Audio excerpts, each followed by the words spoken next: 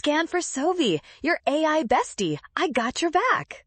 Derivative units questions look tiny, but they catch people fast. Watch this quick solve by tracking what goes in and what comes out. Start with the function itself. F of v is time, measured in hours, and the input v is average velocity, measured in miles per hour, so keep those two units separate.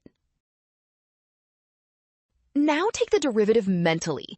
F prime of v means the change in output divided by the change in input, so its units are hours over miles per hour.